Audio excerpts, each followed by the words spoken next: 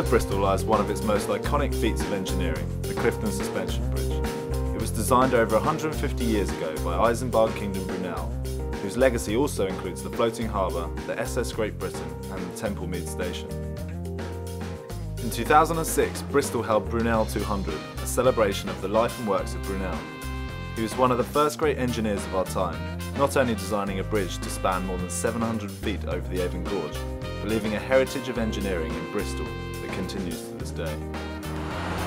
Brunel 200, 2006 was the 200th anniversary of his birth, and we obviously wanted to celebrate that because of the great work that he did in Bristol. We wanted to celebrate his achievements and also make it relevant to today and tomorrow, engineering today and indeed the future of engineering. So it was both a celebration of the past and a way to help build the new Bristol. So for engineers today, it's definitely an inspirational factor that Brunel existed. He did this great work and broke all the rules of engineering and science, and that's what we hope will be achieved in the future. People devoted to moving the place forward through science and engineering. One place which is certainly doing this is the University of Bristol, whose science and engineering departments are among the best in the country.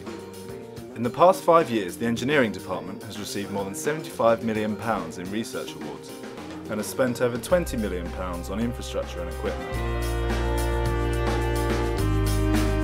Here in the Structural Dynamics Research Lab, engineers work to ensure structures like the Clifton Suspension Bridge remain safe to use.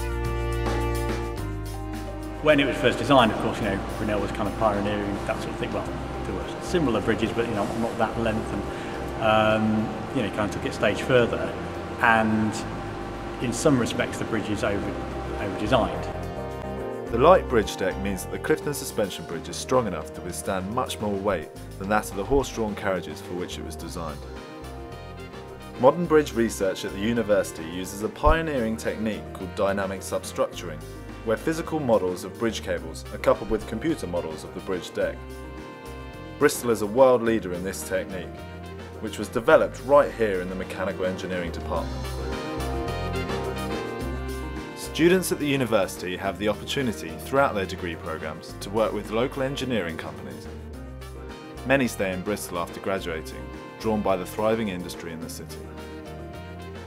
The aerospace industry has a large presence in Bristol, with companies including Rolls-Royce and Airbus designing and manufacturing high-spec aircraft parts on our doorstep.